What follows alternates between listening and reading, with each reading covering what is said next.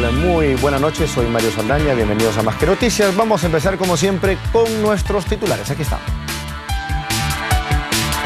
La comisión que investiga el caso Óscar López Meneses ha inspeccionado por cerca de 7 horas la casa del ex operador montesinista en Surco. Su presidente dijo que se evalúa la salida de Johnny Lescano por vulnerar la reserva de la información. La fiscal del caso Ecoteva, Elizabeth Parco, aclaró que la investigación contra Alejandro Toledo no se archivó. Ella ha precisado que no se sustentó el origen de los 9 millones de dólares de esta empresa. Alan García ha negado cualquier vínculo con el presidente regional de Ancash, César Álvarez. Dijo que es un aliado del gobierno, como lo es Perú Posible. Debería ayudarlo en impulsar obras a favor de los más necesitados. Fiscal a cargo de las investigaciones por el asesinato de Ezequiel Nolasco informó que este 29 de mayo se formulará la denuncia ante el Poder Judicial. En tanto, en Huaraz se realizó una audiencia pública por este caso. El presidente Humala invocó a los médicos en huelga a retornar a los hospitales, pidió no politizar sus reclamos y descartó una privatización del servicio. En Arequipa, 16 personas han resultado muertas y 9 heridos. Dejó la caída de un bus interprovincial a un abismo en la Panamericana Sur. Una falla mecánica habría originado la tragedia.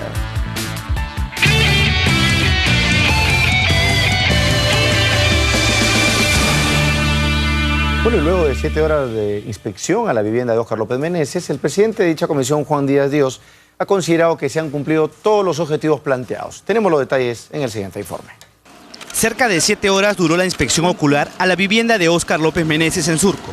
Esto como parte de las diligencias de la comisión que investiga el irregular resguardo policial a dicha vivienda, así como los nexos de este con funcionarios del Estado. Casi después de 7 horas hemos podido culminar, creo yo que con bastante éxito, más o menos los objetivos que nosotros nos habíamos trazado, que repito, no son los mismos que debió tener, por ejemplo, la Fiscalía cuando ingresó inmediatamente conocido, o debió ingresar en todo caso inmediatamente conocido el escándalo. Luego de la inspección, el congresista Juan Díaz Dios, presidente de esta comisión, indicó que en esta diligencia se han conseguido los objetivos que se trazaron pese al tiempo transcurrido. Se ha hecho una inspección a los domicilios del condominio, no solamente a la casa propiamente, o el domicilio del señor López Meneses, pero en general ha sido una diligencia bastante larga, pero se ha podido hacer en todo caso cumplir los objetivos. Por su parte, Johnny Lescano, otro miembro de esta comisión, indicó que durante esta inspección se lacraron unos bienes. Hemos hecho una inspección en 5 viviendas, una estaba cerrada.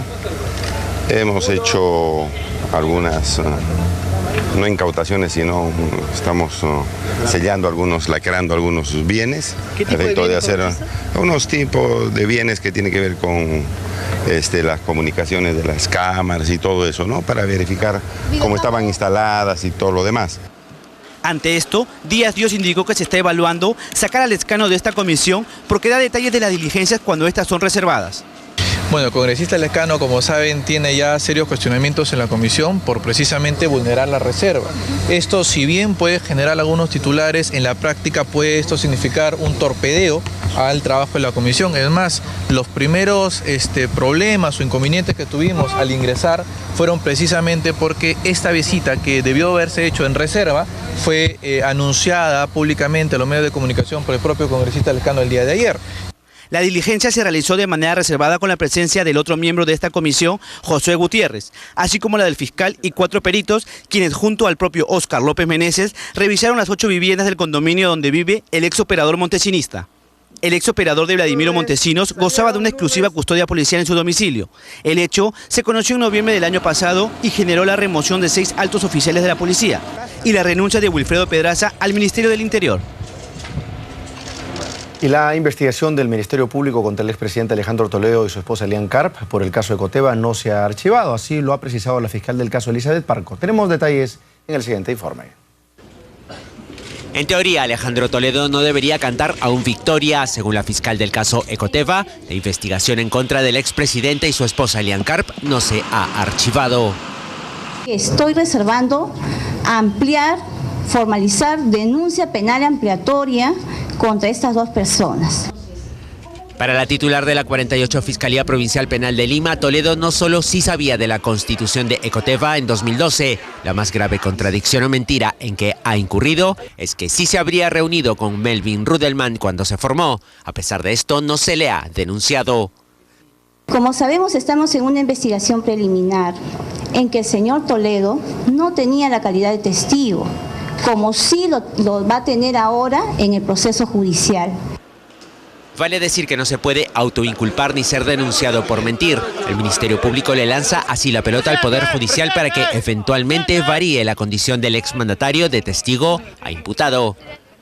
Yo creo que es un avance, es un primer paso, porque estuvo como testigo, pasó a investigado, hoy regresa a ser testigo. Entonces, nosotros vemos que se va aclarando, va llegando a la verdad.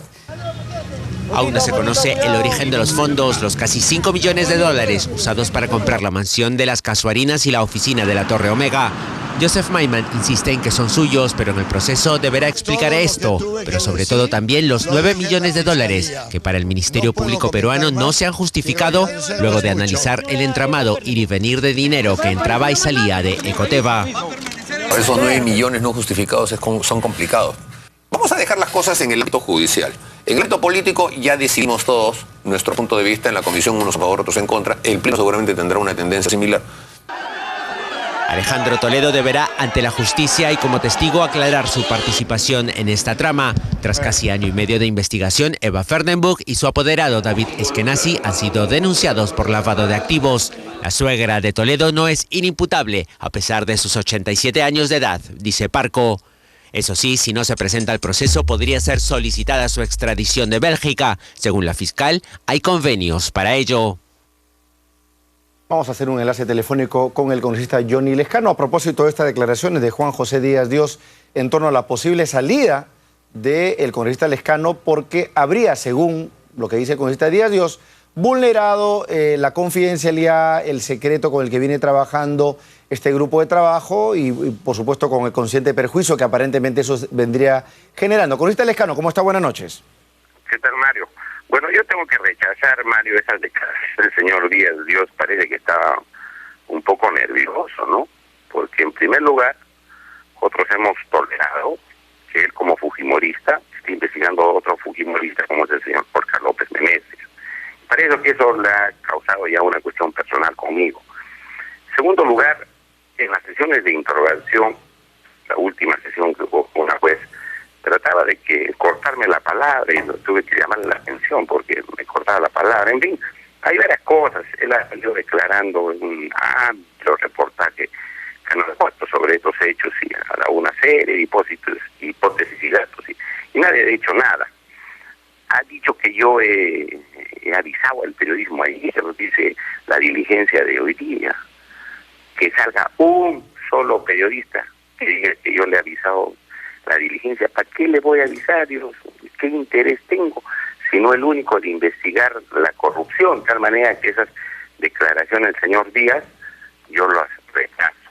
En tercer lugar, Mario, nosotros hemos dado datos generales de las diligencias de hoy y hemos dicho que hemos inspeccionado 5 inmuebles y hemos tomado algunas medidas de seguridad sobre algunos bienes. Eso no torpedea nada, como ha dicho el señor Díaz, y no hace nada, ningún incumplimiento respecto a las reservas. Se dan datos generales en las preguntas que generalmente hace el periodismo. No sé por qué razón dice, oiga, vamos a sacar, oiga, el único que puede sacar al congresista Lescano, que no es ningún corrupto, ningún lobista, ni ningún sinvergüenza, ¿no? Es mi bancada, y mi bancada sabe quién soy, el pueblo del Perú sabe quién soy, sabe quién es quién el pueblo del Perú, de tal manera que está diciendo, oiga, lo vamos a sacar, es faltar el respeto a un parlamentario que va todas las veces que se convoca a sesiones. No tengo, Mario, asesor en la comisión López Meneses, los demás congresistas que yo trabajo, matiné, bermud y noche a conciencia y ni siquiera tengo asesor. No tengo ningún privilegio en esa comisión, pero voy, asisto porque mi interés es sacar a luz qué pasó en ese inmueble, si hay actos de corrupción. Pero congresista no. Lescano, ¿usted considera que en los últimos días, semanas, quizás se habría excedido en dar comentarios o afirmaciones en torno al trabajo de la comisión? No, pues, Mario, de ninguna manera, ni siquiera ni días ni semanas, porque yo ni siquiera he estado declarando en este tema. Hoy ya han salido los periodistas y me dicen, ¿qué le parece? Hemos inspeccionado, hemos tomado medidas de seguridad y se acabó. ¿En qué nos hemos excedido? Y lo único que me he excedido es en el trabajo que realizo por mi país. Yo no soy ni un ratero, ni un sinvergüenza, y me parece las declaraciones de este señor Díaz, que es una falta de respeto a un parlamentario que tiene 13 años trabajando. Yo no sé cuál es la razón, capaz quiere presentar el mecanismo para sacarme de la comisión, porque como ya he dicho, hay un fujimorista investigando a otro fujimorista, y como estoy ahí atento para ver qué pasa, no le gustará ese trabajo, no le gustará pues que haga interrogatorios rigurosos a la gente, no minuciosos, investigando bien el tema. Entonces yo no tengo nada que responder, al contrario, soy una víctima, mira, de ya ataques reiterados por parte de este señor y su bancada, puesto que me han querido incluso denunciar y me denunciaron por tener un trabajo, aparte del trabajo que hago en Lima, 11 años trabajando para Puno. Hasta ese extremo han llegado, y uno de los que argumentó en mi contra de la Comisión de Ética fue este señor Díaz Dios. Hasta esos extremos estamos llegando para atacar a un colega. De manera que me parece algo inaudito lo que está pasando en esa comisión, inaudito, inaceptable las declaraciones de este señor. Perfecto, cronista Lescano. Bueno, en todo caso vamos a esperar la versión del congresista Díaz Dios un poco para que precise en qué se puede fundar, justificar una opinión de este tipo, que ciertamente es severa. Reiterados ataques, Mario. Son reiterados ataques dentro de la comisión, en otros asuntos, en esto yo no sé qué es lo que quiere el señor. Perfecto. Pero yo no podemos permitir eso. No le podemos permitir, y el único que decide quién está en una comisión o en otra es mi bancada, pero yo estoy trabajando arduamente. Ahora, esas cosas distraen, pues, ¿qué más que los investigados?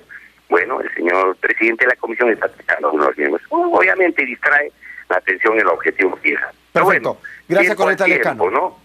Muchas gracias. Gracias. Voy a pedirle a ver si nuestro compañero de producción logran por lo menos un contacto telefónico con este Díaz Dios, a ver si nos amplía un poco a qué se debe esa preocupación, ¿no?, de estos excesos que habría estado cometiendo el cronista Lescano y que ameritarían evaluar su salida de este grupo de trabajo. Bueno, y tal como les comentábamos, la Comisión Especial Multipartidaria que investiga las presuntas irregularidades en el gobierno regional de Ancash realiza una audiencia pública en la localidad de Huaraz. En la diligencia que se lleva a cabo en la sede del Teatro Municipal se escuchan las denuncias de los pobladores y autoridades. El corresponsal de ATV+ en la zona ha informado que a la audiencia también se han sumado vecinos de los distritos de Chavín y San Marcos, cuyo alcalde, Javier Medina Melgarejo, fue detenido el día de ayer. Ha trascendido que dicha autoridad presentaría una denuncia contra la policía, pues según él se han cometido irregularidades tras su intervención. En tanto, se ha informado que en los próximos días el vicecontralor de la República estaría solicitando que se congelen las cuentas de ambos distritos por las denuncias de irregularidad que existen. El representante de la Fiscalía en Crimen Organizado, Manuel Castro, informó que este 29 de mayo van a concluir las investigaciones contra los implicados en el asesinato de Ezequiel Nolasco y se va a proceder a realizar la denuncia ante el Poder Judicial. El día 29 de este mes conocerán la decisión que tomará este despacho. También conocerán, supongo, después de 24 horas la decisión que tomará el juez penal competente.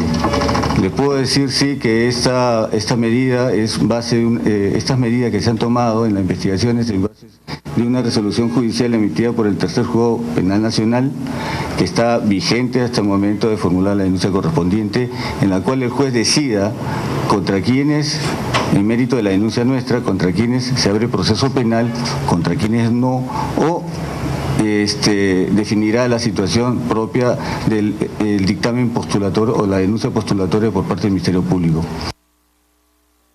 Alan García ha dicho que un aliado del gobierno, como lo es Perú Posible, debería ayudarlo a impulsar obras a favor de los más necesitados. Que un partido como Perú Posible apoye al gobierno no me parece mal. Ahora, lo que debería ser un buen aliado es impulsar al gobierno a hacer cosas más rápidamente en favor de los más humildes del país. ¿Y esto no estaría ocurriendo, doctor García? No, obviamente no. Por eso la anemia de los niños menores de 5 años ha aumentado. Por eso la velocidad de reducción de la pobreza se cayó de 5% anual a 2% anual en este año, y son cifras oficiales. Y por eso la generación de empleo para los limeños por el momento, que venía siendo de más de 4% cada año, creación de nuevos puestos de trabajo, está en 2 en este año. De manera que falta decisión, faltan operadores, pero parece que se han dedicado en el gobierno a hacer política solamente. Bueno, ya pasamos el tema de la elección o reelección conyugal, pero parece que todavía esos fantasmas se mantienen y están impidiendo que en los 2 años que le quedan al gobierno se hagan más obras en favor de las personas humildes. El Consejo de la Magistratura decidió iniciar 2 investigaciones preliminares de oficio al fiscal de la Nación, Carlos Ramos Heredia. En la primera resolución se le imputa haber incurrido en inconducta funcional en su calidad de fiscal supremo de control interno por presuntas irregularidades en el caso de la Centralita. Una segunda resolución considera investigarlo por no haber sancionado la inconducta funcional en que habría incurrido la fiscal María Maguiña en el proceso a Orlando Sánchez Paredes. El presidente de la República, Ollantumala, ha participado en la presentación de beneficiarios del programa Beca 18 para el 2014. Desde el Parque de la Exposición, Juan Carlos Portilla nos tiene más información. Adelante, Juan Carlos. Así es, Mario. El jefe de Estado junto a la primera dama Nadine Heredia participaron en esta actividad, esta presentación de los becarios para el año 2014 del programa Beca 18. El jefe de Estado permaneció durante unos 30 minutos aproximadamente en el estrado, junto, como decíamos, a la primera dama, la señora Nadine Heredia, y en un momento se dirigió al público, sobre todo, pues básicamente adolescentes y jóvenes reunidos en el parque, que son los beneficiarios en total de este programa Beca 18. Hay que señalar que el año 2014 se han otorgado 29.800 becas que comprenden pues este programa Beca 18, y entre otras como Beca Presidente de la República, Beca Docente, Beca Alianza del Pacífico, entre otras. Vamos a escuchar lo que dijo el jefe del Estado durante su presentación aquí en el Parque de la Exposición en este lanzamiento de este programa social que beneficia a estudiantes de colegios nacionales. Tenemos casi 30.000 jóvenes que se benefician de una política de Estado, que es la de apostar al futuro, porque ustedes son el futuro del país, son las siguientes generaciones que van a administrar el país, que van a gobernar nuestra patria. Y nosotros, cuando estemos más viejos, tenemos que confiar y descansar en lo que hagan ustedes.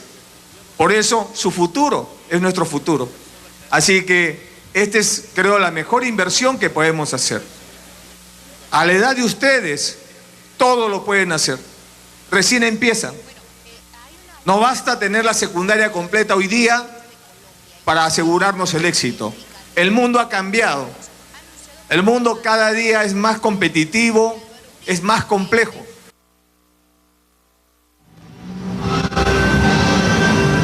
Expresiones del presidente de la República, Ollantumala. Hay que señalar que también estuvo presente el ministro de Educación.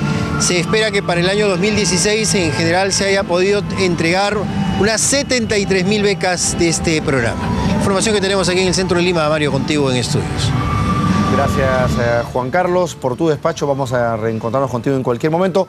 Vamos a una pausa y regresamos de inmediato con... Seguimos con la entrevista. Estamos ya entonces en la entrevista en compañía del colega y amigo Ricardo Vázquez Kunze, analista político. Vamos a hablar de diversos temas. ¿Cómo está, Ricardo? ¿Cómo estás? Un gusto siempre tenerte acá. Igualmente. Conversar de diversos temas. La coyuntura está media salpicada yo no sé si empezar del... No sé qué calificar como lo más o menos importante. Ha sido una semana bien nutrida. Muy movida, muy nutrida, pero quizás mirar el vaso medio lleno antes que medio vacío y empezar con el tema del tribunal. Finalmente se cerró esta etapa tan complicada y larga para designar a los magistrados. Y no sé de la composición, qué observas, qué opinas, si es equilibrada, si es adecuada. Y luego pasaremos a hablar del tema más importante, si el Congreso debe ser el que siga designando a estos magistrados e incluso al defensor del pueblo. Mira, yo creo que aquí lo más importante es el objetivo que deben tener en mente los nuevos magistrados que han renovado casi en su totalidad al tribunal. Y es devolverle al tribunal la confianza, la gravedad, la credibilidad que se había perdido por múltiples razones durante los últimos años, ¿no? Es decir, el tribunal anterior, en primer lugar, ya había terminado sus funciones varios miembros de ese tribunal hace 4 años, 3 años, y seguían sin ser elegidos. Ha habido una serie de sentencias controvertidas, rumores. Entonces, la imagen del Tribunal Constitucional como institución, que además, dicho sea de paso, fundamentalmente es una de las instituciones más importantes de la República, porque es la que vela por la constitucionalidad, es decir, nos protege en teoría a todos Debería nosotros. ser así. Así es. Se había devaluado terriblemente. Entonces creo que el primer objetivo de estos magistrados que han ingresado, ¿no es cierto? ¿Por qué crees que se ha devaluado, Ricardo? Se ha devaluado básicamente porque existen rumores de corrupción, en primer lugar, y porque las sentencias del tribunal eran muy controvertidas. Y no me refiero a una que digamos, generaran una controversia jurídica, sino generaban controversia de otros tipos, ¿no? Entonces, ¿La influencia prista te parece verosímil? La denominada, porque a mí no me consta. A mí tampoco me consta. O sea, yo creo que más que, digamos, influencia prista o no, lo que pasa es que a los apristas les achacan influencias por todos lados. Y entonces yo a veces me pongo a pensar, hay 4 o 3 miembros apristas en el Congreso. 4, claro. 4. Y, digamos, los partidos políticos ya no tienen el peso que tenían en los 80, ¿no? Cuando nosotros estábamos en la universidad. Entonces, ¿a santo de qué? Yo me pregunto, uno puede decir, el tribunal tiene composición aprista, el Poder Judicial está ocupado por los apristas, la Fiscalía es otro instrumento aprista. Entonces, a mí me parece que esa es ya más que todo una leyenda urbana que uno jala de años anteriores, ¿no? Pero ahora no me parece que eso sea cierto. Yo más bien creo que hay sentencias del tribunal muy controvertidas. Como te digo, esas controversias van más allá de lo jurídico, y además el hecho de que ese tribunal no se haya renovado. ¿Crees tú que esas controversias tienen que ver con un exceso en la función de control de la Constitución? Por ejemplo, Andrés Flores Arauz hace mucho tiempo señaló que para él el Tribunal Constitucional se había convertido en una suerte de legislador positivo. Así es. Ya no solamente declaraba esto es o no es constitucional, sino además legislo o dispongo. Eso es una de las, creo, una de las aristas del tema, ¿no? Es decir, por ejemplo, en esto último el último problema que tuvo el tribunal con una resolución que reponía, ¿no es cierto?, a Mateo Castañeda y obligaba a efectuar nuevamente, digamos, la elección. A mí lo que me da que pensar, por ejemplo, es que muchos juristas que antes fueron miembros del tribunal y que legislaban positivamente y defendían la posición positiva, ¿no es cierto?, del tribunal, es decir, que no solamente tenía que velar por la Constitución, sino que además era una función, como tú dices, legislativa, critican a sus colegas, a sus nuevos colegas, o sea, los que están en este momento, por hacer lo mismo que ellos hacían antes, solamente que esta vez, claro, el sesgo es distinto. Okay. Entonces, lo que hay que hacer ahí es que el tribunal ya no legisle más, o sea, simplemente dice, esto es inconstitucional y, bueno, que se tomen las providencias. Pero para eso tiene que haber una vocación, ¿no? Tiene que haber una actitud que demuestre que se va a hacer eso, y además alineamiento, porque ¿quién nos asegura que de los 7 miembros, algunos sí ya se acostumbró a ser el supralegislador nacional y seguimos en frío? O sea, ojalá que haya una mayoría pero para crítica, eso está, ¿no?, el Congreso, pues, ¿no? O sea, el Congreso es el que debería ponerle los límites al tribunal. Pero este Congreso... Por eso, ese es todo un tema. Lo importante acá es que esperemos que estos miembros del tribunal, que básicamente han tenido un consenso y que son personas que uno ve respetables, ¿no?, y valiosas en la vida jurídica del país y de la academia, le vuelvan a dar al tribunal ese lustre que tenía antes, ¿no? Es decir, con miembros muy destacados, Delia Reboredo en su momento y otros más. Es decir, ese peso que tenía en la vida de República. ¿Crees que el Congreso tendrá la misma, digamos, capacidad para designar al defensor del pueblo como lo ha tenido con el tribunal? El defensor del pueblo ya no es tan importante como el tribunal. Es decir, yo creo que había en la opinión pública ya un cansancio, ¿no es cierto?, un hartazgo de todas las frustraciones que habían existido para elegir al Tribunal Constitucional, ¿no? Entonces, el defensor del pueblo, mal que bien, camina bien. O sea, no hay defensor oficial, pero el que hace las funciones de defensor está haciendo bien su papel. Parece que es una institución que realmente se ha cuajado y por lo tanto ya no importa mucho quién sea el nombre del defensor, sino que la institución corre por su propio... Que se le dé digamos, se le brinde una sostenibilidad institucional más que priorizar la figura del Así defensor. es. El otro caso, en cambio, el del tribunal, estaba totalmente descuajeringado. Porque es un tema de personas, básicamente. Así es, efectivamente. ¿no? Ya, dejemos ese tema ahí, vamos ahora a los temas un poquito más políticos, como es este asunto de Coteva, ¿no? Es una decisión que hoy día la fiscal Parco ha tratado más o menos de acomodar, de pulir, de curarse en salud. Ha dicho que si bien se formula la acusación por lavado de activos a la señora Fernenbuch y al abogado Eskenazi, eso no quiere decir que se ha librado a Toledo y a la esposa, sino que el tema está reservado a la espera de mayores elementos. Igual me parece un asunto bastante cuestionable y paradójico, ¿no? Sí, habiendo ella misma y el señor Maiman ratificado que era simplemente una testaferra, una encomendadora, una encargada de nominalmente poner la cara, en realidad a Maiman no se le toca. Y menos a Toledo y a Carp, que eran los que se beneficiaron con los bienes. Claro, eso es jurídicamente raro, ¿no? Pero como no vamos a hacer acá un análisis jurídico para cansar a nuestro público, además porque no somos especialistas en la materia, vamos a hacer un análisis político. Es fatal para Toledo lo que le ha pasado. Yo no entiendo cómo los amigos de Perú Posible están, digamos, pletóricos de felicidad porque Toledo no está incluido en la acusación fiscal por el momento. Porque eso revela pues una miopía política y ya vemos por qué ese partido está como está.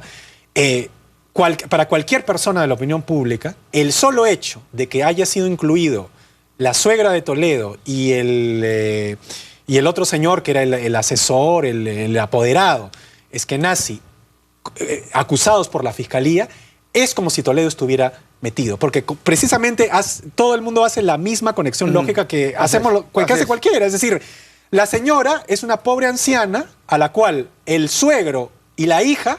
El yerno y la hija han metido en un tremendo problema. Porque si tú ves, la señora es una anciana humilde, o sea, no es una persona pudiente, es una persona de clase media, inclusive hasta podríamos decir baja, que no tiene la menor idea de lo que está pasando. Que le han metido por hacerle el favor a la hija y al yerno. Que le han metido por hacerle el favor a la hija y al yerno, y que ahora está envuelta en un tremendo problema, porque la señora va a ser citada, porque ha sido acusada formalmente, al juicio. Y va a tener que apersonarse. Y si no se apersona, entonces va a causar un tremendo problema. Entonces, todo eso va a repercutir no en la cabeza de la señora Fernenbuch, porque en realidad el público la está considerando como una víctima más de todo. Sino va a caer en la cabeza de Toledo y de la esposa de Toledo, o sea, la hija de la señora. Encima que la utilizan a la pobre señora, ahora a consecuencia de eso la están reventando judicialmente. Así es decir, los responsables están fuera. Y la pobre, a la cual metieron el problema y que es pues una anciana de 80 y pico años, casi de 90, está metida en un tremendo problemón. Y entonces, ¿sobre quién va a caer el dedo? Sobre todo. Y ya ironizando, parece esos chistes de los yernos que odian a las suegras, ¿no? O sea, ese es el sueño ideal del yerno que odia a la suegra, que se friegue la suegra, ¿no es cierto? Pero qué mal, o sea, qué vergüenza para un yerno y para una hija ver a la madre en esa situación, cuando obviamente los imputados y los señalados son ellos. Y que el partido festeje que él no esté ahí, pero que la suegra sí. Las sonrisas en Perú Posible son pues, de oreja a oreja. Es que es lo más ridículo que yo he visto en mi vida. O sea, es una falta absoluta de perspicacia política. Además, hay un hecho más, valga la redundancia, es que vienen las elecciones. Y ese juicio va a terminar ventilándose en plena época electoral. O sea, va a terminar de reventar a Toledo de la peor manera. O sea, que si piensa que con eso existe la leve posibilidad que pueda ser candidato, peor. O sea, el asunto le va peor.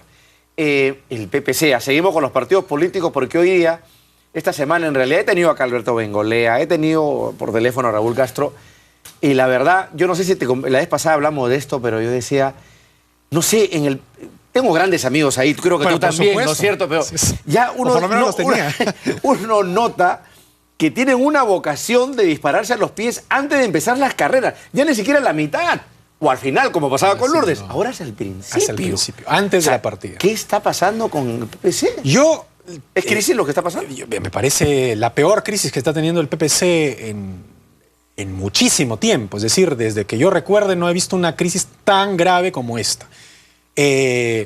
Porque, primeramente, es lo anecdótico, ¿no? Es decir, tenemos a Valenzuela y tenemos a Santos. Uno es regidor por Lima y el otro es alcalde de Pueblo Libre. Cada uno tiene 1% de intención de voto. O sea, sumados tienen 2%. Y se están sacando la silla por el 2%. O sea, no están sacándose la silla por el 20%, por el 10%, por el 15%. No, por el 2%. O sea, es de locos. Entonces, eso es lo primero. En segundo lugar, aquí están, digamos, dando un triste espectáculo. Porque Valenzuela y los que lo apoyan han puesto a Santos ante la política típica de los hechos consumados. Es decir, yo lanzo mi precandidatura y la denomino de unidad, pero a ti no te avisé, o no estás tú, o sea, o únete. O sea, únete o declina. Declínate y te metemos en la lista. ¿Y qué significa eso? Cuando Santos sale inmediatamente a decir que es totalmente falso, que él sigue en carrera y que, por supuesto, que no está declinando nada, que no hay, pues, ninguna precandidatura de unidad. Entonces, a la desunión que hubo por el caso Secada, que está fresco y que fue un escándalo. Y que todavía no termina. Y que no termina porque la sentencia se va a leer en junio. En este momento, o sea, en plena víspera electoral. Vienen los otros dos que supuestamente deben dar alguna imagen de, digamos, distinta a la de fraccionamiento que se dio con Secada. Y lo primero que hacen, la primera, digamos, imagen pública que tienen es desunión, fraccionamiento. Que cada uno que se saca la silla. Yo sabes que tenía la teoría, Ricardo, que en algún momento podría pasar algo similar, que no es novedad en la política peruana. Como la situación está tan complicada en el partido, por ahí surge una voz que diga, bueno, aquí la única persona que puede salvar la unidad es Lourdes Flores y por tanto la señora Lourdes acude al llamado de su partido de su unidad y se lanza la candidatura. Pero ya el propio Alberto, hace un par de días o ayer me ha dicho que de ninguna manera Lourdes Flores va a ser candidata. Peor. Y fíjate qué paradójico, porque el PPC sí ha tenido un papel muy destacado, tanto en el no, si lo vemos, digamos, objetivamente, en favor de la gestión de la señora Viera, y luego incluso en las elecciones complementarias. Es como estos partidos de la selección peruana que empieza ganando en el primer tiempo 1-0, ¿no es cierto? Y termina perdiendo 4-1. ¿no? O sea, uno espera, oye, de acá, eso quiere decir que es el relanzamiento del partido, se van a fortalecer. Pero es caída libre. O sea, no entiendo la vocación, salvo que hay una división estructural fuerte. Yo creo que hay una división, es decir, hay una división entre una vieja guardia y una nueva guardia, pero la nueva guardia no está madura para tomar el mando. Y lo está demostrando con todo lo que está haciendo. O sea, lo de Secada fue, digamos, independientemente que uno pueda tener simpatía por el regidor. Así es. Independientemente de eso, fue una metida de pata tremenda que, además, una vez sabida toda la situación, se persistió hasta el último momento. Con Lourdes, ¿ah? Con Lourdes apoyando. Hasta que ya tuvo que salir el video de la policía. De la gritada de la policía. Y ahí ya recién terminó Secada. Entonces, y luego vienen los mismos, digamos, que estaban detrás de Secada a lanzar una precandidatura y a forzar una cosa. Entonces, tú te das cuenta ahí que no hay un manejo maduro de la política. Es decir, yo soy un firme convencido de que la política tiene que renovarse. O que no hay un liderazgo lo suficientemente amplio como para aplacar las fracturas que se están produciendo. Así es. ¿no? Entonces, digamos, yo creo que tiene que haber una renovación en la política, pero la renovación en la política no es ni rostros nuevos ni juventud. Es básicamente que la juventud y los rostros nuevos estén listos para tomar el mando. Y eso significa actitudes nuevas. Es decir, tener toda una actitud política y digamos, no implosionar el partido. Porque si no, mejor que se quede como estaba antes. Así es. ¿No? Tendrá más posibilidades antes que con toda una explosión. Con la lógica del malo conocido que bueno por conocer. Ricardo, siempre un gusto conversar contigo. Creo que son apuntes muy interesantes de lo que ha sucedido en esta coyuntura. Vamos a ver qué sucede. Creo que la cosa se va a poner mucho más complicada en las siguientes semanas.